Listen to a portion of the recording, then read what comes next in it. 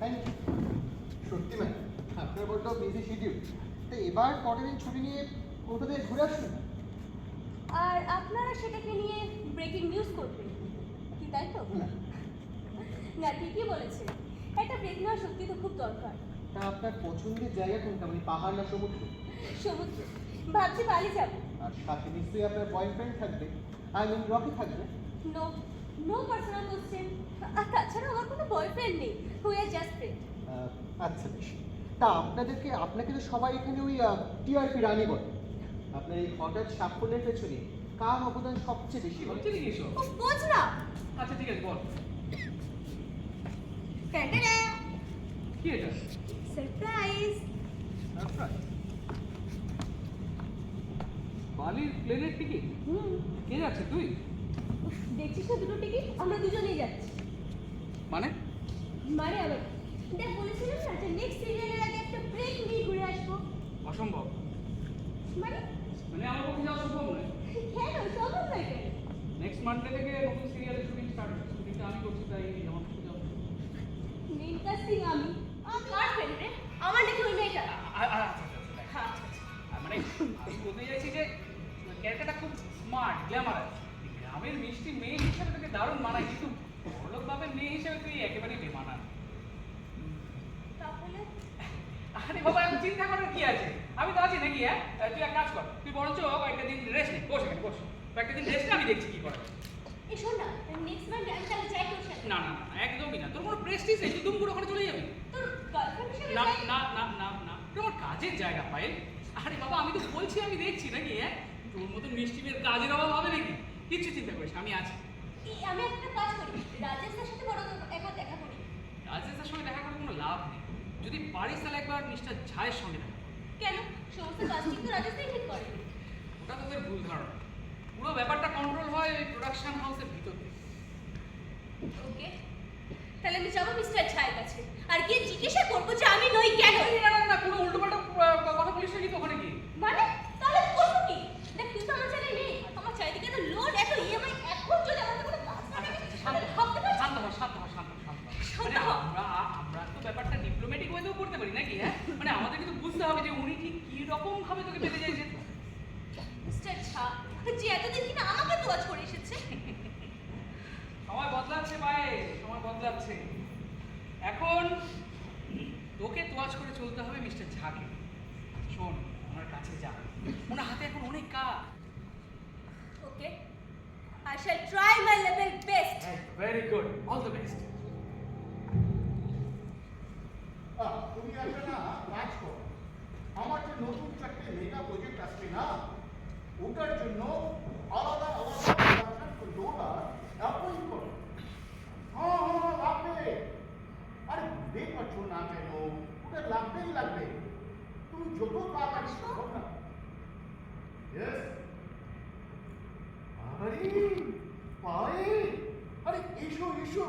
তা কেমন আছো? বসো বসো, আমার পাশেই বসো। আপনি তো আমাকে একদম ভুলেই গেছেন দাদা। তোমাকে ভুলে যাব? আরে তো এখন সেলিব্রিটি আছো। আরে এই সেলিব্রিটি বানানোর কারিগর তো আমি আছি না? তোমার মতো মিষ্টি মেয়েকে আমি ভুলেই যাব? আচ্ছা, যদি আমি মিষ্টি হতাম তাহলে আপনার পরের প্রজেক্টে চান্স পেতাম না বলছি। আর সে তো ইকোনমি পেতে পারো। পারি। ও আরে শুধু এই প্রজেক্ট কেন, আরো চারটে প্রজেক্ট আসতে চলেছে। দুটো মেগা, দুটো ফিচারফিল্ম আছে। রিয়েলি? ইয়েস, আমার হাতে এখন প্রচুর কাজ আছে। আমারও এখন প্রচুর প্রচুর কাজের দরকার। আসলে তোমার কোনটা এই সমস্ত টাকাই তো তুমি পেয়ে গেছো মানে। হ্যাঁ, পেয়ে গেছি।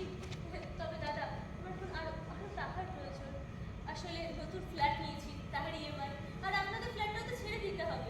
তাড়াতাড়ি শিফট করবো। তাই দাদা, আমার এখন অনেক অনেক কাজের দরকার, সে যে কোনো শর্তে। যে কোনো সত্যি। ওয়েল,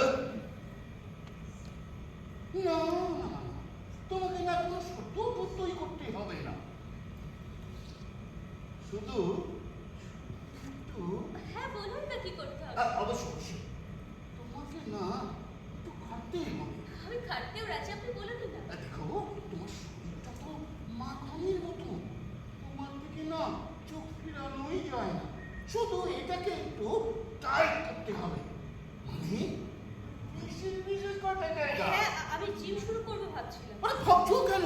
করে ফেলো। আরে নেক্সট উইকেই তো ফিচার টিমের জন্য লোকেশন দেখতে যাচ্ছি। গেট অফ, চলো আমার সাথে।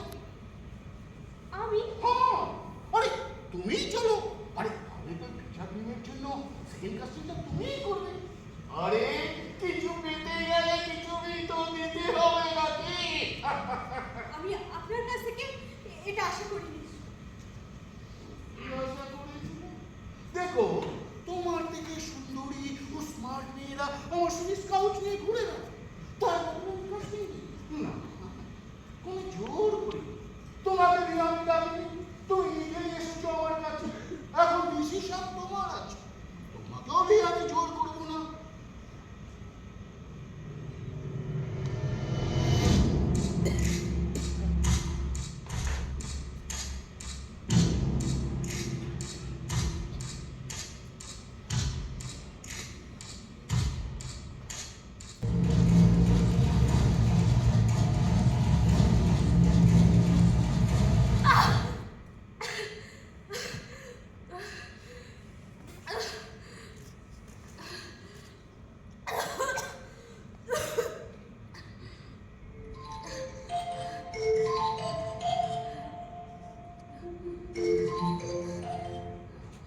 বাহ, তোমাকে বলেছিলে যখন তখন ফোন করবে না।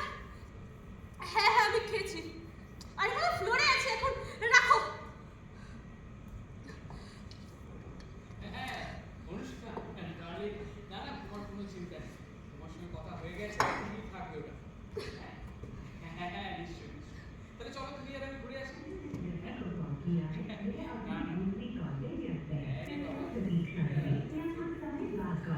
আছে ঠিক আছে, তাহলে তুমি ফাইন করো। আচ্ছা আচ্ছা ঠিক আছে। দাঁড়াও একটা ফোন আসছে, ফোন আসছে। হ্যালো, হ্যালো, সরি, তুই আসিস না কেন আমার কাছে? সময় নেই তাই? আমার কাজের কি হলো? দেখ, 5 মাস হয়ে গেল, ব্যাংক থেকে বারবার ফোন করছে।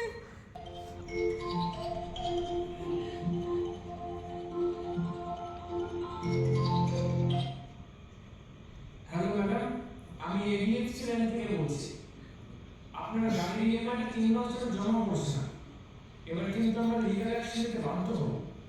যত তাড়াতাড়ি সম্ভব আপনারা পেমেন্টগুলো করে দেবেন।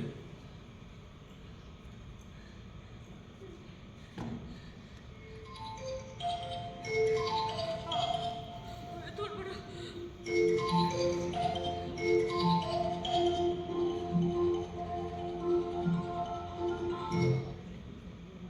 হ্যালো ফাইল ম্যাডাম বলছেন?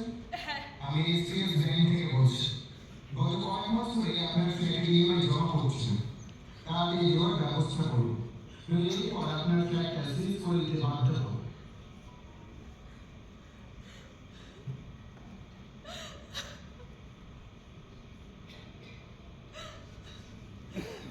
দিদি, তোমাকে দেওয়ার মতো সময় আর চলবে মেনে হলে চলবে। দেখ না, এই সাইড কাস্টিং দেখ। হ্যাঁ তুমি এইটুকু শিখলি না, সাইড কাস্টিংয়ে সবসময় বড় বড় স্টারেরা থাকে, ওই লিড রোল মানে লিডিং অ্যাক্টররাই যা চেঞ্জ হয়, তুই জানিস না দেখছি। আমি পারবো, তুই দেখ কিছু একটা ব্যবস্থা কর। 24 ঘন্টা চার দেওয়ালের মধ্যে নিজেকে কেমন যেন পাগল পাগল লাগছে। মনে হচ্ছে দূরে কোথাও চলে যায়, কোথাও পালিয়ে যায়। তা আমি তোকে পাঠিয়েছিলাম কয়েকটা জায়গায়। আমি কেউ ছিলাম, তুই ভাবতে পারবি না ওরা কি সমস্ত ইঙ্গিত করছে। হ্যাঁ হ্যাঁ জানি জানি। জানিস, তুই জানিস ওরা কি বলছে? আরে বাবা হ্যাঁ জানি জানি। এ শোন, একটা ন্যাকাপনা করার কিছু নেই, এটা ফিল্ম ইন্ডাস্ট্রি, এখানে তুই কিছু দিবি তার বদলে কিছু পাবি, তুমি কম্প্রোমাইজ করাটা কোনো ফ্যাক্টরি নেই। তুই আমাকে কেন এরকম বলছিস? আমি তো কখনো কোনো কাছে ফাঁকি দিই না বল। থাম তুমি থাম, কি জানিস হ্যাঁ, না আছে পেটে বিদ্যে, না আছে অ্যাক্টিং স্কিলস, ওই রকম একটা চেহারা, ওই সিরিয়ালটা তোকে মানিয়ে গিয়েছিল তাই ওকে তোরা রেখেছিল। এতদিন এইটুকু বুঝলি না? তাও যদি একটুখানি অভিনয়টা পারতিস, একটু চেষ্টা চরিত্র করে দেখতাম। আর শোন, আমাকে এখন ডিস্টার্ব করিস না, আমি এখন বিজি আছি। এসব এভাবে বলতে পারিস না, আমি একটা গ্রামের মেয়ে। তা গ্রামে গিয়ে থাক না, এখানে কেন এসেছিস? আমি তোকে ভালোবাসি, হ্যাঁ তুই তোর হবু বউকে এভাবে বলতে পারছিস? ও বাবু বউ, হ্যাঁ এই থাম ভাই থাম থাম, শোন সারার আমি দায়িত্ব, আর আমাকে ফোন টোন করিস না, ডিস্টার্ব করিস না প্লিজ, ফোনটা রাখ। হ্যালো হ্যালো হ্যালো, কিসের বিসি? ওই তো অনুষ্কার সাথে কথা বলছি। তাই পেয়েছি। জুতোটা উপরে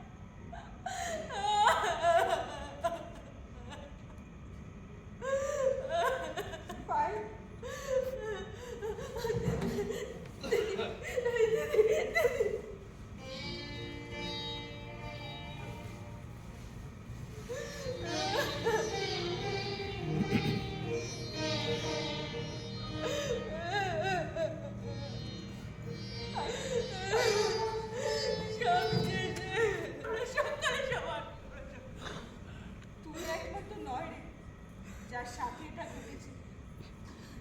তাহলে একটা গল্প বলি শোন। আজ থেকে 20 বছর আগে তোর মতোই একটা মেয়ে এসেছিল ইন্ডাস্ট্রি। নতুন মুখ, বাচ্চা মেয়ে, সুন্দরী, সিরিয়ালি, বাচ্চা, অটোগ্রাফ, ইন্টারভিউ, পুরস্কার, সেলিব্রিটি। বোকা বেটা বুঝলোই না সেলিব্রিটি কাকে বলে। যাই হোক, একদিনের বয়ফ্রেন্ড নিয়ে এলো আরো বড় অফার। শুধু একটাই শর্ত, কম্প্রোমাইজ করতে হবে। রাজি হলো না মেয়েটা। আমি রাজি হইনি দিদি, ওই ঝাঁকে আমি অন্যরকম ভাবতাম, কিন্তু এদেরকে এত সহজে ছেলে চায় না। মেয়েটা কম্প্রোমাইজের প্রতিবাদ করাতে, মিডিয়ার কাছে মুখ খুলবো বলাতে, ওকে ইন্ডাস্ট্রি থেকে চিরতরে সরাতে তারা যেন ওর মুখটা অ্যাসিড দিয়ে চলছে না।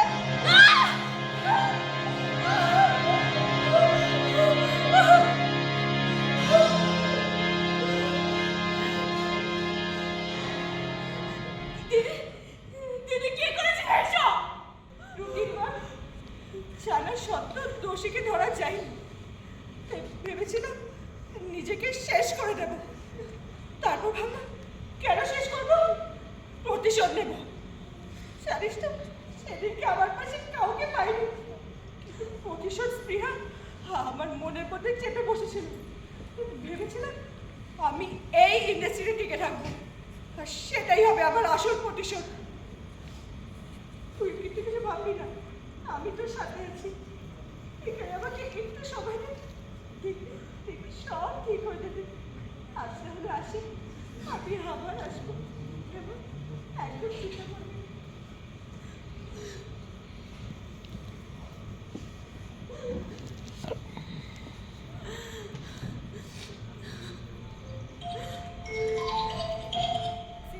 কে না শুনতে চাই বল? ওদের এই বুদ্ধিটাই টিআরপি বাড়িয়েছে।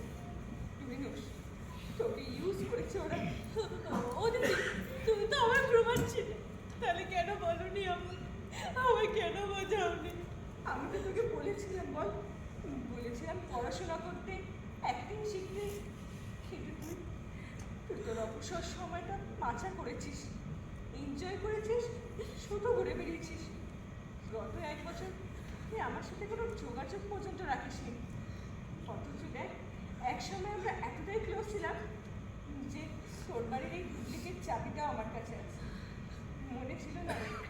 আজ খুঁজে পেলাম, আর সেটা দিতেই আজ আসা। এই নে ধর। দিদি, তাহলে আমার আর কিচ্ছু হবে না, সব শেষ। এত তাড়াতাড়ি কি সব শেষ হয়ে যায় রে? ও দিদি, দিদি গো, তোমার কাছে কোনো কাজের খবর আছে? না, তাহলে কেন এসেছো আমার কাছে? এই চাবি দেওয়ার অজুহাতে, এই চাবি দেওয়ার অজুহাতে আমাকে সহানুভূতি দেখাতে এসেছো? বেরিয়ে যাও, বেরিয়ে যাও বলছি, বেরিয়ে যাও। তাহলে যাই কি করে বল? এটা এটা এখনো আমার বাড়ি, তোমাদের কাউকে আমার লাগবে না, তোমরা বেরিয়ে যাও। তোমরা সকলে সবার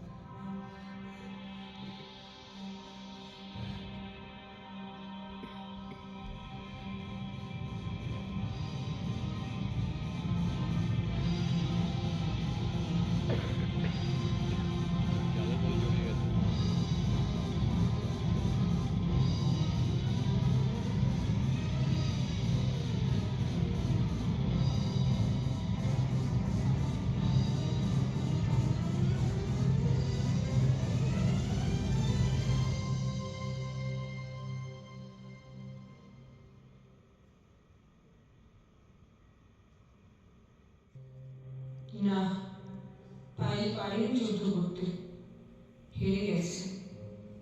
এই জন্য দায়ী কে? যারা নিজেদের স্বার্থে একটা বাচ্চা মেয়েকে লেখাপড়া থেকে বিচ্ছিন্ন করে ক্ষণিকের সেলিব্রিটি বানালো। তারা দায়িত্ব নেবে না? এই কোন সমাজে বাস করছি আমরা? এখন যুব সম্প্রদায়ের কাছে হিরো হলো সিনেমার নায়ক। কেন কেন তাদের শেখানো হবে না? হিরো হলো নেতাজি, ভগৎ সিং, ক্ষুদিরাম, প্রীতিলতা, মাতঙ্গিনী হাজরা, বর্ডারে দাঁড়িয়ে থাকা সেই সব সৈনিকরা তারা দেশের জন্য প্রাণ দিতে প্রস্তুত। কে শেখাবে আয়রন ম্যান হয়ে বিদ্যাসাগর? কে শেখাবে জীবনের 20টা বছর কঠোর পরিশ্রম করে নিজেকে প্রস্তুত করতে হয়, গড়তে হয়? কে শেখাবে সেলিব্রিটি তৈরি করা যায় না, তোমার কাজেই তোমাকে সেলিব্রিটি বানাবে? কি হবে এই বাচ্চা বাচ্চা ছেলেমেয়েগুলো যারা বোঝে সিরিয়ালে মুখ দেখানো মানেই সেলিব্রিটি হওয়া?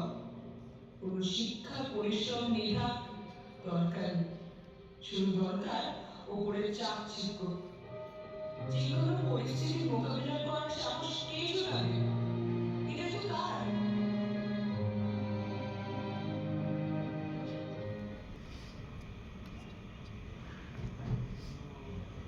হ্যালো, ঘন্টাকে ডেকে